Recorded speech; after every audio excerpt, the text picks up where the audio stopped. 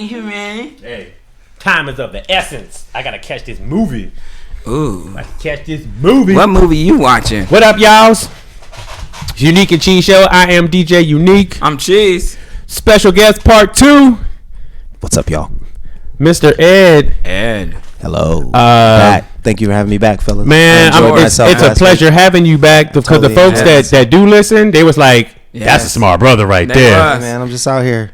Shout out to my brother. My brother is one of the people who watch consistently. He was like, "Hey, can he talk a little bit more about the stocks?" Like, yes, yeah. Oh, and I even lied. Somebody asked about you, and I was like, "That's my cousin." That's somebody's cousin. Yeah. I roll with that. I like being somebody's cousin. Let me get this pole out your face.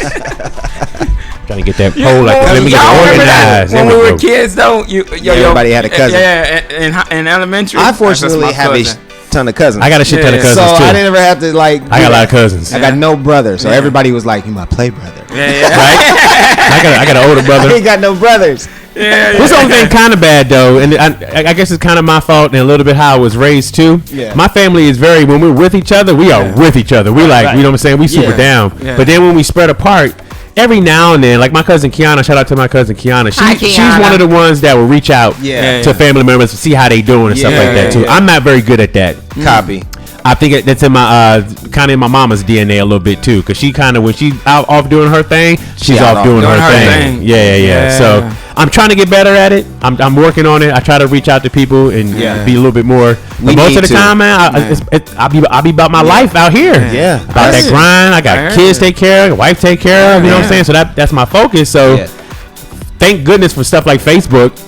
True. So you know, people can post what they want to post, and I can see how their life's doing. Right. Yeah. You know what I'm saying? Definitely. So my family adopted this cool little thing where we don't just see each other for the holidays. We basically see each other between 3 to 4 times a month. We do like quarterly family gatherings. That's beautiful. So one gathering is the anniversary of my grandmother, all the families who have all the members who've passed. Oh, okay. And we do that it's almost like a family reunion. Okay. But we honor all of our past peoples. That's amazing. And then we do another one in the summer where we like do everybody's B-Day. And everybody just brings gifts and brings stuff for whoever's B-Day it is at that time. Word. Yeah. And then the holiday season rolls in a few months later, and then we all get together on the holidays. So it isn't just like, I see him once a year for Thanksgiving. And Thanksgiving, and a lot of people have a certain feeling about Thanksgiving as it is. Yeah. Of course. Whatever your anti-Thanksgiving rhetoric may be. Did you see the Ice-T post? I loved it. I loved it too, because he was basically like, let's just rebrand it. We can still do it. Let's just rebrand it. You know what I'm saying? It's a good idea. Instead of calling it Thanksgiving, call it Family Day or something like that. Well, I'm not mad at that. I'm not mad at that at all. I'm not mad at that at all. Yeah. Let's get rid of all the negativity. Mm-hmm. Yeah. We know the history. We do. Yeah. At least we think we know the history. Anyways, we know somebody's version and multiple different people's versions, whether it's accurate or not. Yeah. Either way, there's some negativity involved when ultimately the day is a positive day for family. So that's what it's turned into. I think it's a better thing. Sometimes I'll be on my bullshit though, and I'll be like, it's terrible, blah blah blah. Instead of just focusing on what it is now. Yeah, because it's something that we can't change. Yeah. What was terrible. Let's acknowledge it. That was then. Word. All right, now cut the turkey. Like how they changed Columbus Day to another name also. It's still technically Columbus Day, like that. But the Native Americans changed it into the how you said that? But indigenous. That's not what it's on the calendar yet. You know what I'm saying? Like, so it's kind of like that's what they say, but it's not 100% official, which it should be. I mean, of course, most definitely. Whew. And then could you imagine? I'm 40 years old. Yeah. You know what I'm saying? So up till probably I was 30 years old, Columbus was still a hero. Yeah. You know what I'm saying? Like, just because of what I learned in school, and then I didn't go back up to what age? Until I was like 30. Really? Yeah. Wow. Because I never went back and restudied about Columbus. I just learned what I learned about him in high school. What they gave you and ran with it. Yeah. And in high school we had a elective. It was elective too, called African Studies, and that's when I learned. I was like 16. Word. Yeah, dude. Yeah, I didn't know.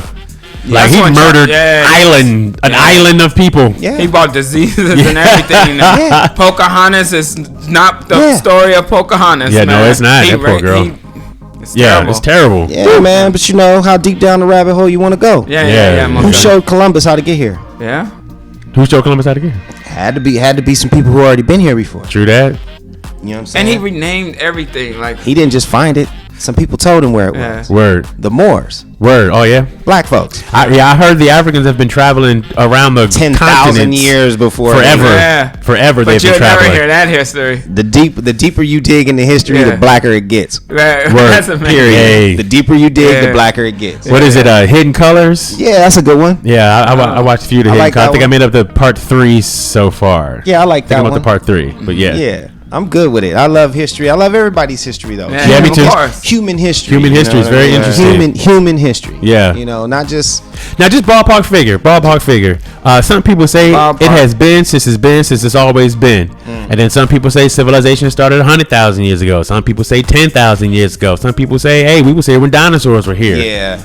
I mean, I'd give it 50,000. 50,000 years. I would. 10,000 most definitely, but 50,000. There's stuff that y'all can't explain. They still can't explain. They're still digging stuff up. It's way older. Yeah. Way older. Yeah. So you keep digging. Word. Before we dig too deep, let's keep it how we normally do it, Mr. Cheese. Right. How was your week this week? It was good. Thanksgiving holiday. It was great, man. I saw the pictures that what do you call your sister? Ducky. Yeah, I saw the pictures that Ducky post. How was dinner and all that? It was cool, man. I enjoyed myself. My family, everybody cooked, and Camille put her little Filipino dishes in, and loved it. And yeah, I enjoyed myself. Your brother look like an old man. Yeah, he does. I was like, look at Mike, look like an old man. Shout out to Mike, look all old. I'm like, That's it. That's it. How about you, brother? Ours was pretty good. Normally we would go up to Victorville to KK's family's house. Okay. But we made the right call. Yeah, we all looked at each other and was like, why don't we just stay home this year and we do it ourselves? That's cool. So we stayed home and we did it ourselves. And KK made dishes. I made a few dishes. Quinn made some dishes. I made steak for Quay. I made salmon. Nice. What? What else did I do that morning? Thanksgiving. That's what he wanted. That's what the boy wanted. Yeah, that is. It came out good too because I cooked it on the grill. Quay made the fire. I cooked it on it. It was juicy as hell. I'm a pescatarian, I guess. I don't even want to call it a label. I just don't eat meat. Okay. I just say it like that. Either way, though, when I cooked it though, that shit looked juicy. It smelled good too, right? I wanted to eat it. I really did want to eat it. Like I was on the border. Like man, I could just bite it. Like let me just get a bite. Like give me a cheat day. Yeah. I went back to eggs. You should just smelled it really hard. All right. So my discipline is not like a. Dude, you're bad if you eat meat and blah. Man, I don't get all that shit, man. Everything is good within moderation. In moderation. If you overdo anything, it's too much. Word. And and then whatever I'm eating, I'm blessed. I'm grateful for it. Wherever it came from, you know what I'm saying? I hope it didn't come from no evil place. But if it did, let me get some spirit off of that and put some juice on it. Let's go. Try your best. By and by. So it was a great idea that we all pitched in. What was the desserts? Macaroons, what do they call it? Macaroons? The little cookie shits. Yeah. They bought some macaroons and ate that. Nice. Yeah. So it wasn't bad. Before I asked this brother about his Thanksgiving or his family day. Hope I can finish talking about mine. Hey, I thought you was done. You said macaroons. That was the end. That was the dessert. That wasn't the whole week, though. That was it. That wasn't the whole week. Oh, I'm sorry. Go ahead. Yo, you go ahead. I'm sorry. Go, brother. Come on, man. Just wanted to Quit say. getting sensitive. Man, when your leg heals, and you get back, y'all got to come to La Discarga, man. I'm trying to tell you. Because one thing I find when people think about residencies and stuff like that about a place, they think it's always going to be there. Yeah. La Discarga has been there for 9 years, which is crazy. A place in LA that lasts that long. Yeah. But I don't want people to think it's going to be there forever. Yeah. I'm not trying to put no doom on it, no shit like that. I'm just saying, get it while it's going. Come check it out while you can still come check it out. Is that the salsa one? Yeah. It was Do you salsa my lit on Wednesday. Yeah, a little bit. Dance? We gonna get into that. A little bit. Oh, he can. Oh, I can salsa a little bit. More than salsa. We'll get into yeah. I got a man, you bilingual. I got a merengue and a cha-cha in there somewhere. You know what I mean? Yeah. A little bachata in there. Yeah, you too. Bring the wife on down. Come on to La Discarga tonight. Come on, spin around a couple times. She ain't spending nothing. She get a drink and watch. Turn up. That's fun too. A lot of people there doing that. But Wednesday though, the night before Thanksgiving, man, it was lit. Where like what? There. Like what's the location? Fireworks. It's on Western and Santa Monica. Oh, I know that spot. Yeah. I know that spot. Yeah. Yep. They had both rooms rocking in there. I a couple times I had to walk around like, man, it's really lit in here right now. It was good. Have I ever been there? No, you ain't come yet. Oh, but because when y'all was about to come, that's when you had the surgery. Oh, okay. So and then I went on the tour for that break too. So yeah. So no, but when you heal, come on, check it out. You gonna salsa me? I'm definitely. There's people there that will salsa with you. Is that the one with the guy? He wears his shirt unbuttoned. Yeah. No, that's Jose. Jose, his sexy ass. Right. Jose is sexy. He always got his shirt. But there's a dude that goes there. My homie Caesar goes there. And Caesar, I be pipping Caesar off because Caesar, he's such a good dancer. Yeah. So he'll take somebody who doesn't know how to dance, and he'll make them look like a rock star. Right. Really? So if I see a girl kind of with her friends, whatever, she wants to learn, she's kind of struggling a little bit, I'll be like, yo, you need to dance with my homie Caesar. Yeah. You'll be in the game. You'll be in the game. And then every time when I see their face and they think, like they have the time of their life. They be having a ball. How do they look again? I hope they don't look like that. See, they be like, I'll be back. I'm gonna sit this one out. Sorry, boo. Yeah, man, my bad, Caesar. I don't mean to. He don't mind because I send cute ones to him. Like I don't do him dirty. Like I want to dance so. I'll be like, yo, go holler at my man Caesar. Love too. They do. I'm not saying they don't, but I wouldn't do my man Caesar like that because I know what he likes and what he doesn't like. So Caesar. So yeah. Either way, so hey, if y'all in the LA area, come to La Descarga. I'm telling you, it's fun. Go get your salsa on. Yeah, get your salsa on. Salsa. Now, what you want to ask Ed about his week? What was you gonna say? No, there was something before I said my thing. You was gonna say something. Oh, how was your Thanksgiving? Oh, my Thanksgiving was blessed. That was the question. I thought you. I don't know. Go ahead. My Thanksgiving was blessed. Whole lot of family, whole lot of friends. A lot of food, a whole lot of food, just like normal. Yeah. You know what I mean? I didn't get to trade this week because it was Thanksgiving week. Friday market closed at 11 a.m. Mm-hmm. So I was like, all right. It's stacking up. It's stacking. Today is not. This week's not the week. So everything was just getting ready for Thanksgiving. Incredible, man. I got so many people in my family that could cook so good. Word. Like every dish was like bomb. What a convenience. Bomb. I don't even think hardly anything was bought. I think one person bought a pecan pie. Word. And that was the only thing bought. My cousin Jessica made homemade custard filled cupcakes. Shout out to Jessica. Shit looked like it came from Portals. That sounds delicious. Bomb. The turkey was bomb. I don't eat ham or whatever, but I heard it was bomb. Word. You know what I mean? And then all kind of stuff. Sounds delicious. It does sound good. Homemade stuff. Homemade cranberry, stuff. I like that because people real cranberry. You can put love in the food that's being made. Yeah. I ain't never had homemade cranberry. Yes, homemade cranberry. I haven't either. That's crazy, dude. It's got mandarin oranges in it. That's amazing. Damn, that sounds good. Yeah, it's hella good. Damn, you don't got nothing in your pocket. Hella sweet potato pie.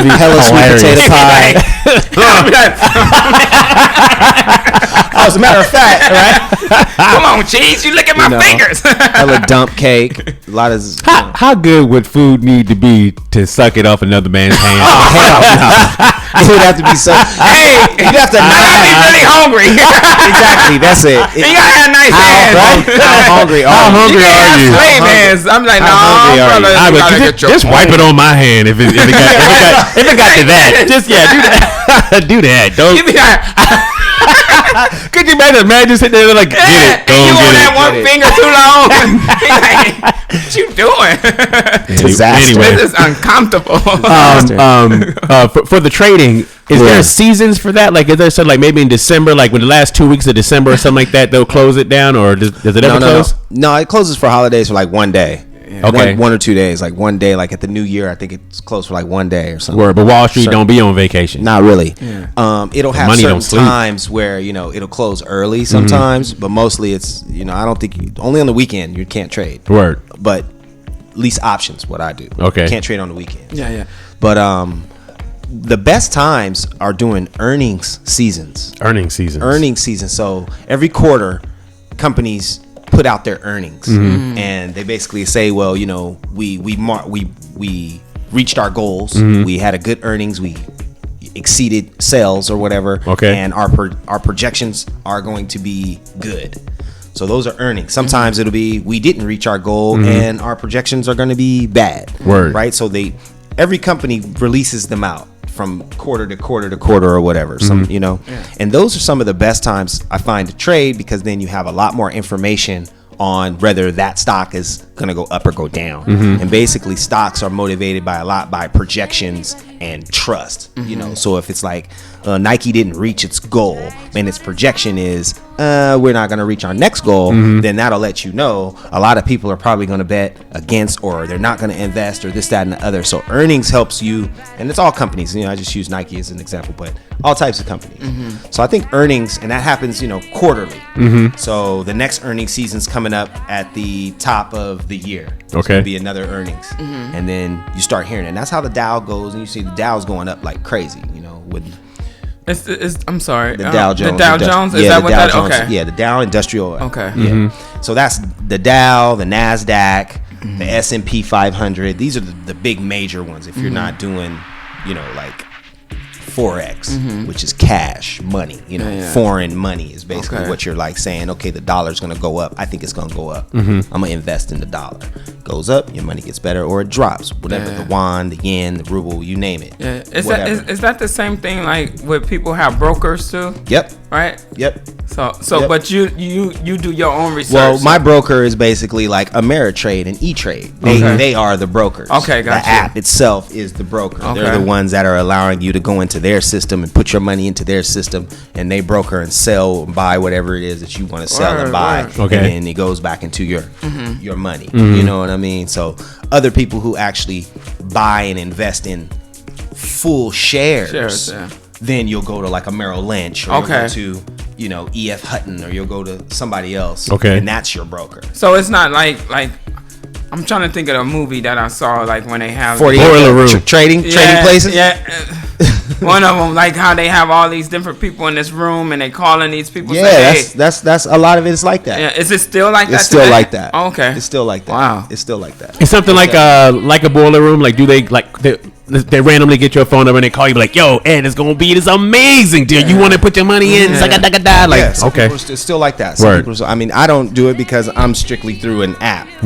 So I haven't reached out and really, you know, started buying whole shares, full shares, and you can still buy whole shares in the app too.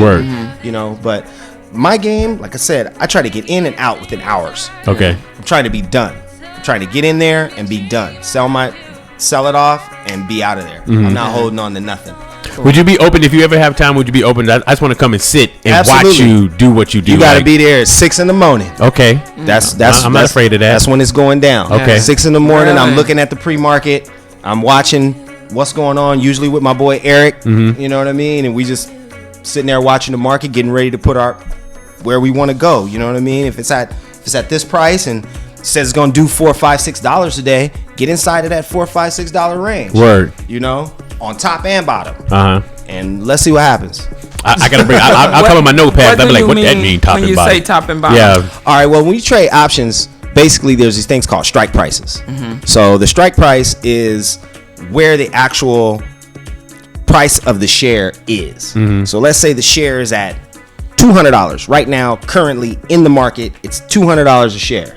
So strike prices are going to go up depending 50 cents to $1 to $2.50 or $5 increments, depending on the stock you're dealing with. Let's just say it's 50-cent increments. So you got 200, and you got 250 cent, and you got $201, and you got $201.50, and then you go backwards the other direction. So you got 99.50, 199.50, 199, 198.50, 198, right? So these are called strike prices, and this is basically if the market goes up or down, where is this strike going to end up, in the money or out of the money? So in the money means whatever price that you said, I think it's going to go to $201, and it goes to $201.50. You are in the money. Word. Your money has gone from whatever you bought it for to now whatever it is. Now that strike price is not the actual price that you pay. So you are buying bids and calls. You're buying fractions of the stock. Let's say it's $100. Let's say it's $50, you know, or $40, $30, $20, whatever. And as it goes up, it gains value in percentages. So let's say you bought it for 40, and then it goes up 50 cents, and now it's worth 80. And it goes up another 50 cents, and now it's worth 160. Word. You see what I'm saying? So whichever way. Now, if you think it's gonna go down, put your money on the downside, and you do what they call is a put. A put means you think the option is gonna drop. A call means you think it's gonna go up. So wherever it is that you think, whatever information that you gather, you be like, hey, Kaepernick just signed that big deal. Nike just said that they just made a whole bunch of money. I'm putting calls. Nike's going up. Word. I'm buying it for $20. Yeah. $5-6 out the money. They said it's gonna move $8. Let's say it moves $8. Now you're $2 in the money, and what you bought for $40 may be $400 now. Word. It might have happened in an hour.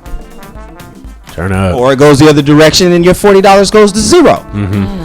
You don't know. Do you ever owe? You never know. You never owe. Okay. You never owe. You only play with what you actually put in. Okay. Yeah. You don't owe any money. Now, the only time you will owe is if you end the day, at the end of the day when the market closed, if you're in the money. All right? So there's literally a line. And on one side, it's in the money. And then the other side, it's in the money on the down. So let's say if I say a call and it goes up and I end up in the money, which means I'm green. I'm above my price. I said it was going to go to 102. It's at 104. I'm deep in the money. Now, you need to sell that at whatever you can get it at that price. Otherwise, if the market closes, they're going to come look to you to buy the whole share. Ooh. Okay, so that's what options is about. Options is about people who cannot afford the whole share to be able to get in, to then be able to make money, to then buy a whole share. Word. So they would expect for you to, at the end of close, buy that share, which means you need to sell that option so that you just get your money and be out. Word. You know what I mean? Because if it closes, they're going to go right into your account and yak you. Take it right out your money. Wow, really? You just bought a whole share. Now you got a whole share. I mean, it's not a bad thing. You may not have wanted to spend that whole $500, whatever the share might be, depending on what you're playing with. Some shares only $300 some bucks. Some shares, a lot of money. Try and buy a Google share. Shit. Try and buy Bookings Holdings share. Bookings Holdings is a company that does all the hotel bookings and all of the travel stuff and all that. This company is ridiculous. You go in there and look at the prices for their stuff. You got to be like $50 away from the money because it's so expensive. Wow. Thousands of dollars to get in this game. But you go down, you know what I mean? But then again, you got a company like Bookings Holdings. It moves $20-$30. So you're not just moving 50 cents. Oh, it hasn't moved all day. This shit's like, wow. Word. Wow. Like all day. It goes up 10, comes back down 15, goes back up 13, comes back down 12. Like within hours, it's doing this. Yikes. So you can get in, get your money out. Get in, get your money out. Sure, sometimes you get in and don't do what it get. Okay, boom, lost that 40. But damn, on this side, I made 230. So, you got to, and it's really just find that stock that you can relate to and get down with. You something that rings, has something to do in your life sometimes. Not necessarily in your life, but something that you can connect with. That you're interested in. You know what I mean? If you're interested in tech, find a tech company because you read about tech. You like tech. You're up on tech. If you like food, check out food. What about sports? Well, sports would be something like maybe equipment. You know what I mean? Not a team. ESPN and them teams, they're all private. None of them are public. They're not public. Gotcha. So sports is different. Could you imagine though? It would be Rydell, with Nike. It would be Nike. It would be Rydell. It would be Under Armour. Okay. You see what I'm saying? Did Under Armour just you. land the Olympic deal, and now every single let's go. It's gonna go up. It's going on. Under Armour. Or that's when you try and pay attention to earnings because then it's like, oh well, Champion brand hasn't been selling, so like put the put. You think it's gonna go down? Ain't nobody buying that shit. Put the put. Random sidebar. How did that company make a comeback? Champion. They did it. I think it was nostalgia.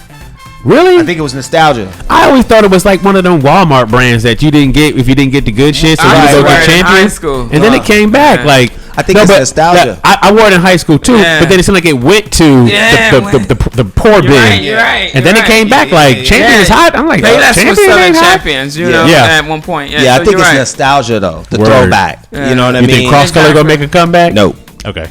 What about? I mean, it'll be owned by somebody Japanese. If it does, it won't be black owned. It won't be black owned either. Like neither one. Because Stussy came back neither one with vengeance. I mean, there's a lot of black owned stuff. Like the whole thing about Karl Kani and Crust Colors was the fact that it was, for us by the FUBU movement, all that stuff. And now it's kind of like it doesn't really matter with fashion a little bit. There's so many black designers and so many black clothes now. It's not really a thing. Word. To have somebody wearing some clothes with somebody black made. Yeah. It's all over the place. Yeezus is like the number one company. And like his boy is set like up made $1 billion off. What's his name? Off Yeezus. So I don't know. Kanye boy who the Off-Whites? Louis Vuitton. Yeah. I don't know his name. His stuff is like ridiculous, dude. Like I went into ridiculous in price. Or is it actually dope? In price, but is it dope? Like a sweater was like $500. I'm like, come on. Yeah, it's crazy. But is it dope? Some of it's dope to me. I mean, I was like, but not for $5. Like if it was $180, help me out. Right. Let me get it on sale. Like I ain't got no sales. Right. Kanye said he don't want his family to starve, but he made a good point. They don't. They not starving. But he made a good point when I was listening to him talk one time because they talk about because once you make over like what $500,000, the government kids like 43% of that or some shit like that. It's about 25%. 25 to 30% depending on your bracket. It's not gonna go any higher than 37. Word. 37 is like the max. So let's say you got to pay your 37% on the taxes, and you got to pay your managers, and you got to pay your lawyers, and you got to pay your you ain't pulling as much money as you think. You know what I'm saying? Like they don't make. Yeah, it's a lot of money going out. And then imagine if you save and you tithe and all that shit too. Like P Diddy told you. More money, more problems. More money, more problems. It's not a game. You think you got broke problems. Problems are broke problems. Yeah. There's not a lot of food. That's the biggest. Yeah. Food. Yeah. But when you got big bread, you got big bills. Word. Yeah. And when your shit is missing, you might lose it all. Word. Yeah. Serious. Somebody was telling the story because they were talking to 2 Chainz, and 2 Chainz was talking about how he was talking to Puff, and he was like the first time they took like $5 million from him for taxes or something like that. And Puff was like, hey, wait till you got to pay like $25 million or something like that. Like crazy. I was like, ouch. I mean, how much taxes you got to take from Kanye for him to get $65 million back? Word. I know he said that. How much you got to take from bro to give him back 65? Yeah. Like that's big bread. But when you dealing with Yeezys, think about those Yeezys though. Yeah. Think about those shoes. That's $1 billion company. Worldwide, those shoes are blown up. That's his crazy. Shoe. Right. He's paying big taxes. They must be super comfortable. Didn't you have a pair? Yeah. I think them shoes are so ugly. Yeah, I think they're really comfortable. They look like orthopedic shoes. Like if all the nurses had them on, I would get it. It is an acquired taste. Word. That shoe is an acquired taste. I think that was all hype. Just on my own personal opinion. No, they good shoes though. It's something about he know how to. But that's fashion. Yeah, he know how to make his stuff, dude. Kanye, he's dope. Yeah. I like. You see when he was on David Letterman's? I think we talked about that before too. Yeah. He fitted it. What he put the clothes he put on David Letterman had him fitted. Right. David Letterman was fly. He was fly. Fuck, he was fly. Oh, he even liked it himself. Yeah, he did. He was like, man, I will wear this, right? He said, can I have it? He looked good. Like good, man. Yeah, I'm happy for the brother, man. I'm really happy for Kanye. Actually, you know what I mean. I've been on I've had I think we've all had kind of like a roller coaster relationship with Kanye. Of course. You know what? In his music, I kind of never left his side. Really? Well, I'm not gonna say I ever left his side, but he throws you for so many loops. Yeah. You're not sure if you like him or not now. Yeah. I've never thrown him away because the boy's way too talented and his music speaks to me. Yeah. I just feel like some of the points he's trying to make, he don't have the education to say what he really wants to say. Right. So he's just speaking from the heart. Yeah. So he's speaking from the heart, but being somebody who don't read books, it's like you could have worded that better. I think I know what you're trying to say. Yeah. But you know what I'm saying? What you have to do is separate Kanye from his artistic side. That's what I do. I don't. I don't know if because I think it all goes together. Yeah. I think it all goes together. Like I can understand what you're saying for that. Yeah, me too. For me, I'm able to separate it because that's just not what Kanye's here for me. Word. If I need political commentary, it's not from Kanye 100%. that I'm looking for. Right. I'd rather dig back and go listen to MLK or go listen to Malcolm. Yeah. I'll listen to Cornel West. I'll listen to all the current. You know what I mean? Hey, speaking of, you said Malcolm X. Yeah. I don't know if y'all familiar with this. I don't know what movie. Is it a movie or is it a series of shows? But Whitaker, what's the brother? Forrest Whitaker. Is it Bumpy it's Johnson? called he's doing Harlem Is Mine. I saw the haven't seen it yet. First, what is that on? Unbelievable. It's Netflix. It's on Netflix. And the brother who do Malcolm, yeah, Yes, Harlem is mine. It's unbelievable. Ooh, I got something you check out. Okay. Yeah. No, you're gonna be like it's this, good. dude. Word. Yep. My family said you got to come back in the living room because I was in my sister's room with my brother-in-law. We just like this. Stuck to it. Own it. It's really Harlem good. is mine. Right? So back to Kanye, I don't look to Kanye for that type of commentary. That same thing like Dave Chappelle was like, he don't call Ja Rule for, you know what I'm saying? Why? Like, why are we even listening to these, you know? Exactly. Why do they have any kind of microphone when it comes to that? Yeah. Now, as humans, we all are able to say our piece. We're all humans and we're all citizens here. So 100%. we all have a right to speak. Yeah. But just because you're a celebrity doesn't mean that there's some type of 100%. authority or extra knowledge. That's right. Just because you're a celebrity. You know what I mean? So... You know, I want to go back to when Kanye went to the White House and he was sitting with Trump and people like tore that situation apart. I'm like, y'all, and that's when it kind of hit me like, I think everybody's missing the point. Yeah. For one, he's in the White House right now sitting with the president, sharing his ideas of what he thinks could be hot. Right. You know what I'm saying? Yeah. When he's talking about designing a brand new Air Force One and people was trying to clown like, oh, you sound stupid. No. To me, I was like, no, that's somebody that's way ahead of what everybody else is trying to talk about and think about. You know what I'm saying? There's issues that haven't been brought to the White House before, and he's sitting there with the president like, yo, Chicago's messed up, bro. We need help in Chicago. You know what I'm saying? Like, people were just so lost on, Kanye's tripping, blah, blah, blah. Like, people, y'all missing the point, man. People, like, when you dream, right? I remember a wise man told me this. He said, when you dream, like, I dream and I tell you my dream, what I want to do, right? Word. You might see the dream from here to the end of this table. My dream goes all the way beyond. Right? Word. But you're not seeing that far. So people be like, "You're silly, dude. What are you talking about? What are you talking about? Exactly. You can't go that far, right? So it's like you know. Yeah. So. That's how I saw it. Yeah. I liked that whole meeting. Man. I thought it was cool. Yeah. The whole wearing the MAGA hat thing and all that. I didn't really follow that down the line. The same way he had like Confederate patches on his jacket and stuff like that. That was from 2012. Though. I mean, that was from a while back. That was, and it was energy. With people that Kanye puts energy into things. He places energy in things that he feels have energy. Okay. So when he wore the patch, he was doing that record. And I can't remember the name of the record, but it was all the inspiration he got, he put into a dope record. So that's where Kanye draws a lot of energy. At least that's what he said. You know what I'm saying? It was the energy I was using to put into this record. All this negative this and that, I put it on so I could understand it more, and I give you a dope record out of it. Now, back to that meeting. First Step Act, Prison Reform, and Second Chance Act were not on the table before that meeting. Kim Kardashian was not getting that woman out of prison yet. That first black woman.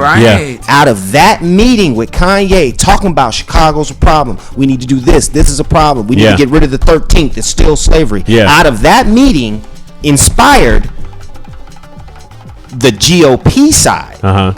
There were some Democrats already working on prison reform. Hakeem Jeffries was working on prison reform, and a couple other people were working. Cory Booker was working on prison reform. But in the last 8 years of the last administration, for some reason, they couldn't pull it together and make a bipartisan push. So you could say, oh, Republicans didn't want to do nothing Obama wanted to do. So for somebody to be able to open up Trump's mind enough to say, all right, let's do it. That's a win. That's a win. It's a win for 7,000 black men who are walking out of jail. 12,000 black men have had their sentences reduced. 93% of the black people walking, 93% of the people walking out are black super men. Win to me. So you can call him a fool. You can say he was a this. You can say he was a that. And he played out and he sold out. What he did was get black men out of prison. And he made a dude who everybody says is racist. Now I'm going to say this about Trump. People may not, whatever. What I'm going to say is that Trump cares, just like Kanye said, Trump cares about what you think of him. He cares what you think of him. So let's just say this dude was a SOB back in the day. I'm gonna say this about brothers who ain't guilty, and I ain't gonna apologize. I'm that type of ass. Because that's who I'm pleasing right now. I'm pleasing a different crowd right now. That's just who I am. You know, that's just who I am. But let me maybe try to make it up to you. Since I did you wrong, I ain't never gonna apologize because that's just not me. maybe I can fix it. Word. Maybe I could do something for you. Yeah. Maybe I could sort you out. Word. What you need? Whatever y'all want. Word. Put it in front of me. Word. And I'ma sign it. Yeah. Because I owe you. And I care about. I care enough about how you think of me. Word. Yeah. It's not even necessarily is for you. Yeah. But now we gotta flip it. Even if he don't mean it for us. Word. He's signing the paper. Signing the paper. It's still for us. Yeah. He's signing the paper. Yeah. I got you. You see what I'm saying? I got you, yes. So for a whole group of people to be like, don't ever go up there, don't go meet the president, don't go, he's just trying to do photo ops and he don't give a fuck about black people and he don't care about this and he don't care about that. That's not Martin Luther King's way of doing policy. Yeah. He would walk right up into that racist president and go deal with it to get something for his people. Yes, he sure did. He would go do whoever it was. Yep. I don't care if this man is 100% racist, which LBJ was the most racist of all races. He went in there and dealt business with the man to get something for his people. So you've got the CBC and you've got all of the black Democrat people who are doing a movement of never deal with the president. Don't do shit for the president. Don't work with the president. That means you are not trying to do nothing for your own people. Word. Yeah. So when you get somebody like Kanye to go in there and you dealing with a man who's open, Trump is open because Trump, he wants to say, I did it. Yeah. Yeah, you're right. Look what I did for you. Yep. Yes. Once you see how good I am, I did this for you, then take it. Yeah. That's called take the win. Word. Who cares if he means it or not? Yeah. Take it. Yep. Now, I'll take you back to 1865. Lincoln didn't give a damn about the slaves. No, he didn't. But he did what he did. Word. And who benefit from it? Slaves. Word. So it don't matter if he gave a damn. What matters is he signed the paper. Yeah. That's what matters. Yeah. So a lot of people right now are focused on image. I don't like him because he this and I don't like him because he that. But you are not recognizing that there are things that he's signing that are directly affecting black people. Word. Directly. Yeah. Yes. Directly.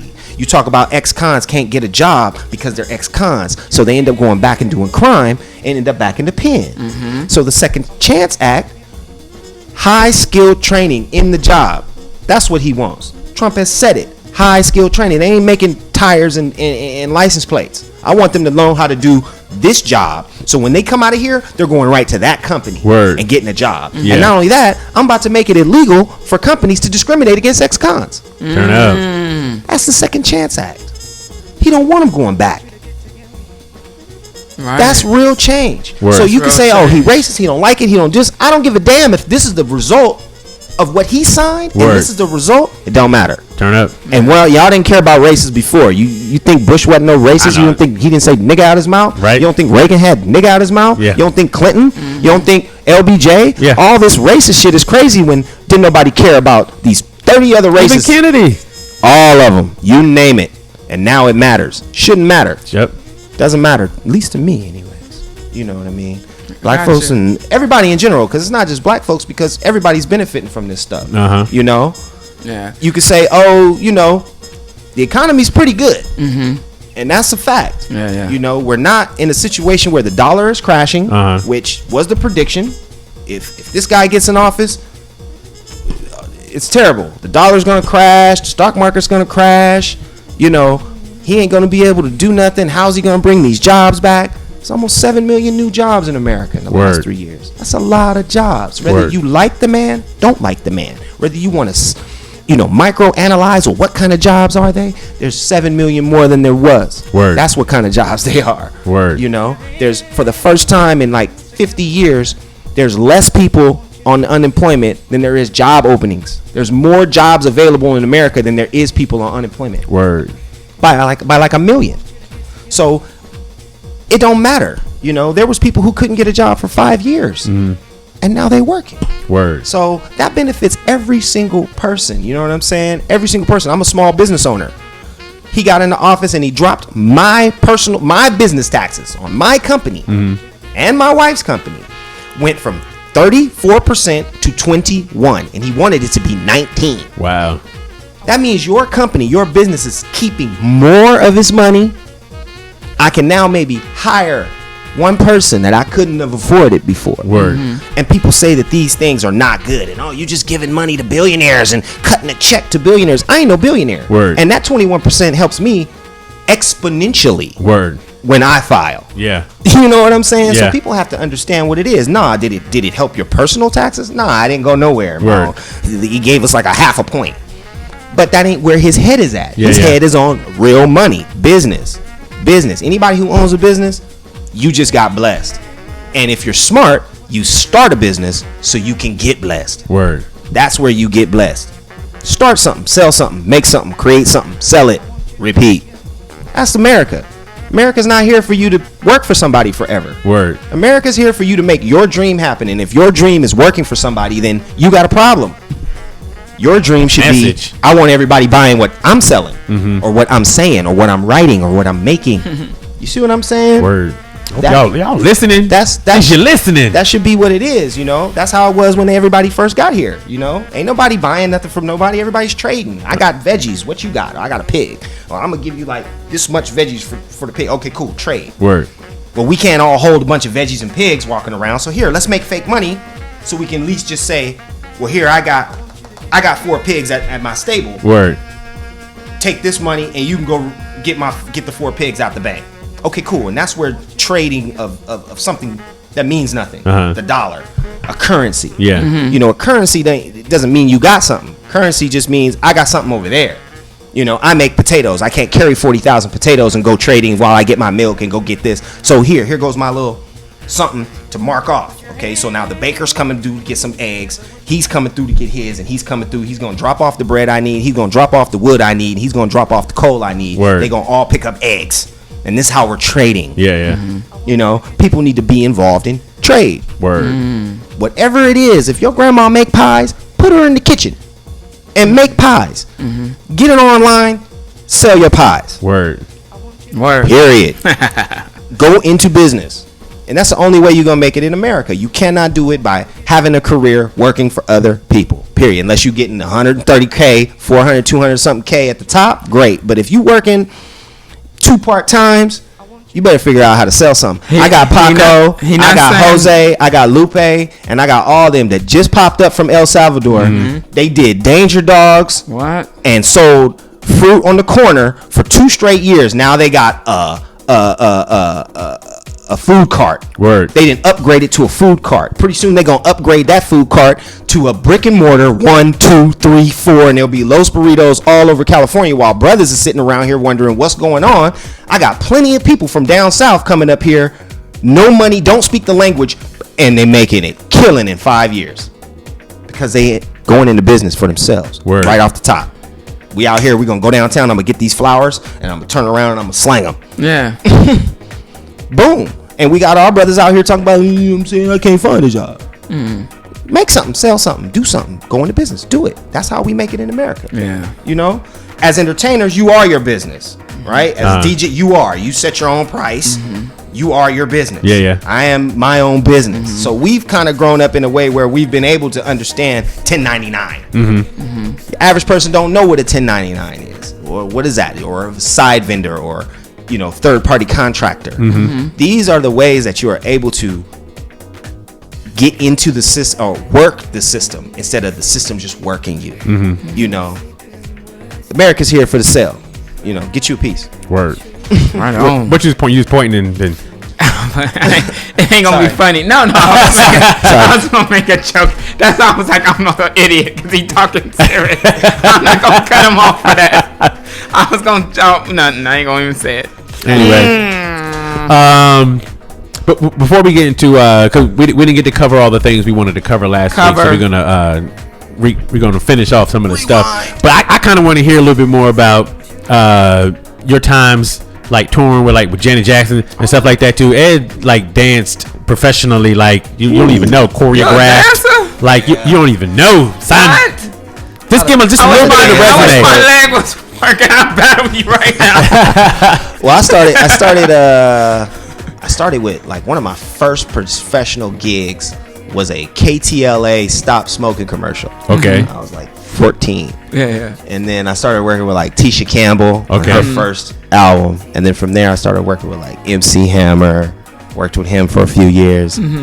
You was part of the Oaktown 357 posse? Yeah, actually I was. I danced with Oaktown 357. I'm so upset, kind of, because that's before like we even had the money to even think about going to a concert. I know. But that is one concert that I just thought would be the most high energy. It's crazy. What kind of workout was that to be dancing for 2.5 hours? It was definitely Hammer was a beast. Anybody who danced for Hammer knows is some of the most serious business. That dude was a beast, man. Full out, and it's crazy. It was crazy, and I got there. I got with MC Hammer when he had made his switch from like all of the original stuff, and then he switched over to like some of the funky Headhunter when he started the pump and the pump. Yeah, the pumps and the you pumps. You weren't wearing a G-string too, were you? Nah, I wasn't wearing that. I wasn't wearing the banana hammock. I was strictly for the man. With the boots on. Yeah, the banana hammock and the tent. Yeah, but all the don't stop.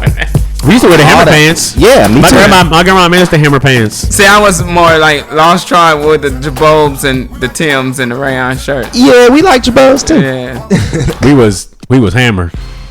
Yeah. And then after that, after I did the Hammer thing, I did Aaliyah, Ray J. Brandy, Mary, Backstreet, Will Smith. It just kept going and going and going and going and going and going. Usher, Janet, Michael. It just kept going. And you still not like doing that on the side or having a studio? Well, now I third party vendor and develop talent. Okay. So now I just artist develop, and I have a deep black book of addresses of some of the best people in the world. You know, for vocal training, choreography, music production, writers, you name it. Okay. And I basically just get budgets to develop acts. Word. Nice. You know. I got a film degree I never used, so I'm still like writing and doing my own private projects all the time. Word. Right. Yeah. Oh, that's dope. So, you know what I mean? Know that. Yeah. You know. You got so many layers. I always, my pops always said, you know, you gotta do more than one thing. You know, you gotta have more than one trick in your bag. Word. Yeah. You know what I mean? Yeah, because that one bag close up or something. Yeah, you know, you never know. You know what I'm saying? Things are like roller coasters. Sometimes it's up, sometimes it's down. So, you know, if this is down, you got another skill. You could shift speeds. Word. You know, passions. Yeah. You know what I mean? Yeah, So I usually followed my passions. My parents always allowed me to, you do what you put your mind to and go for it. Yeah. So I've always been kind of all over the place because I've always had so many different passions. So I didn't, you know, got studios. I didn't built whole studios for recording music because I like music. So I had the music game, film game. You know, now my passion is for, you know, trading and shit. So now I'm deep in that. You know, so I just keep switching speeds. Word. You know, makes life interesting. Yeah. You know, the dance years were some of my best years, education wise, because of the travel. Honestly, I think some of the best gifts that being in the career that I've been in was educational. Traveling, going around the world, meeting cultures of people, seeing how people live around the world, seeing what the truth is around the world versus what is the truth in your life. What was the first eye-opening place that you went to? You was like, whoa. Egypt. Wow. Word. Yeah. What was it about Egypt that was like the fuck? I mean, you're in the damn thing. You're in the pyramid. Yeah. You know what I mean? Like you see a lot of. Well, what caught me the most, honestly, was. That's kind of deep. The lack of evidence. The lack of evidence. The lack. I expected to see a whole lot more of how stuff got built. Word. And there's literally no. They don't want you to there's know. Or they don't know. There's just nothing there. You know, like when we go to the museums and you'll see like pottery, you'll see clothes, you'll see all types of things, but you won't see like huge structure of like how did you move the stone? Word. You know, how did you get it here? Yeah. Where's the rope? Where's the actual machinery you use? Word. You know what I mean? Those were the things. But it was beautiful, you know, the fact that when you go into a pyramid, you go down instead of up. You know, that freaked me out. You know, I was like, wow, you know what I mean? That's like crazy. Learning that all three of those pyramids are the same size, even though they look different. They do look different. They're the same size. All the exact same size. Turn up. The small one is underground. Isn't it true that they can't even? The small one is covered. Word. Oh. All three of the pyramids were covered at one time. You know, they had to get found. That's how they found them. Yeah. You go back 18, like late 18 something, after the Civil War or something. This is when all that stuff was getting found. 18 something. These British journalists or these, you know, excavators, you know what they call them, archaeologists. It was covered in sand. The Sphinx was covered in sand. The whole pyramids, all three were covered in sand. They had to find them. They had to be rediscovered. The pyramids were rediscovered. Things are ancient. You know what I mean? So there's so much knowledge that we don't know. We have no clue. Do you think they don't know how they carried the stones and moved all that stuff? If they do know, they're not telling the truth about it. Yeah. You know what I mean? I watched documentaries and they were saying that the mathematics on each square, how it's the precision. Yeah, they don't know how it's lined up with the constellations. And they said the machinery we have now can't do it. So they don't know how did they get it to. Can't do it.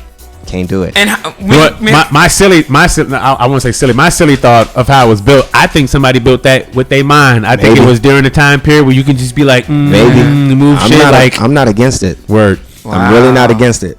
Really not against it. I got a cool little documentary for you. I can show you. It deals with levitation. These old techniques of sound, and basically they use sound. That's why you hear all. They got those Buddhist monks use those huge long horns and do the blowing and stuff like that. It's been documented that they can move stones with that sound. It's with sound. Vibration is everything. The world is vibrating. You are vibrating. I am vibrating. Isn't that how the saucers fly? Wow. Vibration. Yeah. So vibration. So you want to really get down there and start digging. You got to dig, man. They're not going to give you no information. Not in your school, not in your other school, not even the one that you're paying $70K to go to get a big old degree from. They're not giving you ancient knowledge. You know what I'm saying? Ancient knowledge that the elders and upon elders fucked with. You know what I'm saying? That's my goal. My goal is to I got a whole career that I'm not finished having yet, and I'm having a great time working on it. But come upon a time, I want to go to Egypt for like a few years and study what's going on there. The Dogon is the Dogon. I want to go live with them for like a year. And they're a little bit more southern. Dogons. I want to be a part of that culture. Just like they had all the constellation already mapped out way before so-called European scholars knew anything about it. They already had it tapped out, already had it drew out, already gave you the whole thing. We tell you how many planets is here. We tell you all that. How do y'all know? And y'all, 5,000, 6,000 years ago. It was a dude that had. I think I'm trying to remember from last week, but I forgot to look it up. But it was like the head of a fish and the legs of a body, because they said that's who told them the story. Thoth. Thoth is the one. He had the bird beak. Thoth is the one with the bird beak. If you go into the story of Thoth, and he talks about the pyramids were actually created in the fourth dimension and manifested in the third. That's what Thoth was talking about. A few of the structures that's around the world, because even all the structures around the world all align with one another. All align with each other on the grid. Power grid. It's bananas. And they're all built around the same time. So not only do you have a civilization in Egypt that's building pyramids at the same exact time, the Incas and the Mayans. Stone. You know what I mean? These people are doing the same thing. Building these structures all around the world. That's all in line with one another. It's crazy. That's crazy. It's crazy, bro. Aren't there places in America too? Yes. Yeah. The Washita people have one of the largest built one of the largest pyramids in the world. But it's like a huge mound, and you can't tell that it once was a pyramid. You should look up the Washita. The Washita. I gotta write that down. Yeah, there's another ancient people. Turn up right here in the U.S. All right, before we start getting too deep on people, they be like, "Man, what they smoking in there?" One of the things, unfortunately, right? One of the things we wanted to talk about last week that we didn't get to is trying to figure out what's the story with Colin Kaepernick. We're trying to figure out what's really going on. I know a couple weeks ago he had the training for the NFL teams to come check him out. Then we talked about how split second he changed it to another facility so the media can be there. And Jay-Z chimed in and said he wasted an opportunity. So what do y'all think? What's going on with Kaepernick? I'm gonna pass this with you for a second. You can start it because I know the thing is we left after the show and I want him to expound on what you were talking about last week. All right, this is a little bit of my take. On it. We'll take it in pieces. I know I be pissing everybody off already. I personally okay. You gonna put your foot up on it? Yeah, I need it. All right. Let's pause up. No, y'all keep talking. If you lift your thing, I'll put it over. Oh hell yeah! Get that foot up, homie. Taking a handicap break. Put that foot up, homie. Having a handy moment. All right, right, let's just deal with the actual situation. All right. So the NFL puts together a private special thing for Kaepernick at a major arena, a stadium. Yes. They booked out a stadium for the brother. Word. You know, the NFL couldn't give him a full list of who's going to show up yet. Okay. So they didn't give him a full list. They said something like 25 or something's going to show up. We ain't going to give you the names. Okay. We don't know yet. Some people are saying, yeah, we ain't going to hold nobody accountable. Media. Nah, we don't want no media. Because this ain't that. This ain't that. Word. We gonna get in here and we gonna see what's popping. Yeah. We're doing it for you. Yeah. Okay. So a week he knew the criteria for a week. Let's say on Monday he got the memo. Word. Ain't gonna be no media and there's gonna be some people there. Word. Show up. So he had Monday, Tuesday, Wednesday, Thursday, Friday to address whatever issues he wanted to address. Word. The audition, or let's say the tryout, the workout is on Saturday. 3 hours before the tryout on Saturday, he calls and says, well, I ain't gonna go because y'all want some type of, y'all don't want the media in there, y'all don't want to tell me who's gonna be there, and y'all want me to sign some type of waiver. So he puts it on these 3 issues. He could have addressed any of those issues for a week. Yeah. On Monday when he got on Monday. Yeah. He could have done it on Monday, and then he decides to go to a high school impromptu. He's able to pull together a high school and get media there, and some of the guys go from the stadium over to go see him. Some of the NFL teams go over there and go see him. Not all. An hour away. And it's impromptu, so he says. So you're saying that there was a high school available on Saturday for Colin Kaepernick. Word. To just, oh shit, real quick, Kaepernick's coming. Open up the doors. Word. Yeah. Right? Not planned at all, of course. Or, we don't know. I'm going to rewind because I feel personally, yes, I feel like it was a wasted opportunity. Okay? He did not want to do a waiver that was not what other NFL players signed, was what he was saying. Okay. But you are not any other NFL player. True that. At this time. Yeah. You're not even a free agent, really. Yeah. You're not even in the game at all. You're not. You're just out right now. You know what I mean? You haven't done anything. You say, I've been ready for 3 years, but you haven't really tried out in 3 years. Just because you're a free agent doesn't mean you don't necessarily have to try out. All right. My thing is, he could have tried out for the last 3 years for any NFL team that there is. There's walk-ons. Word. Right here in Los Angeles, at some point next summer or next spring, there's going to be a walk-on tryout for the Chargers and the Rams. Word. And Joe Blow, Quay, Cheese, and Ed can go to the tryout. And try out for the football team. Try out for the football team. And if we got the juice, we make it. Word. If we don't, we don't. Yeah. So for the last 3 years, every single team in the NFL has a walk-on tryout. Yeah. For over a decade now. Almost 2 decades. That's a lot of auditions you could have went on. He could have went on any one of them and forced the issue. Yeah. Instead of saying, "Oh well, the NFL don't want me," put it right there. Word. Go right back to San Francisco, or go right to Baltimore and be like, "I'm trying out." Word. You want media attention? Colin Kaepernick showed up at the basic walk-on tryout and he's blasting everybody with his footballs. Media's gonna show up. Yeah. Put it on it. Make them say no. Yeah. We keep saying it's about the knee, but every other brother that took a knee with him is playing ball. Word. Except him. Reed is playing ball. Yeah. And he got a big mouth. So if it's about the knee, then all the rest of those brothers wouldn't have been, wouldn't be playing ball neither. Yeah. So it can't possibly be about, oh, he's the one who took a knee and this, that, and the other's why he's getting blacklisted and blackballed. Yeah. Word. Yeah. It can't possibly be about that. Yeah. Or a whole bunch of other people. There have been some white boys. White boys was taking the knee. Coaches was taking the knee. Yeah. So why are they all playing and he's not? Yeah. Why have they all said, hey, man, I'm cool on the knee? Word. And he's not. He has several opportunities. Seattle wanted him. Hey, you gonna take the knee? Okay, no deal. Then he had Ray, the whole situation with his girl. This was the one that was really a catcher. Ray Lewis at the Ravens posts a Twitter. He's with the owner saying, "We got Kaepernick. I got the owner ready to sign him. Word. We got the deal. I've been busting my tail. I'm trying to get the owner of the Ravens to sign him." Yeah. Puts out the tweet.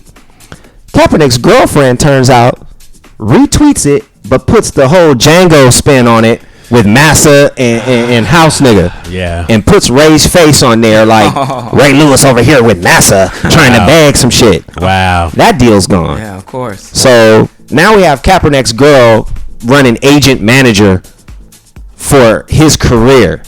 And he's talking about, I've been ready for 3 years. Yeah. The Canadian Football League is wide open. Word.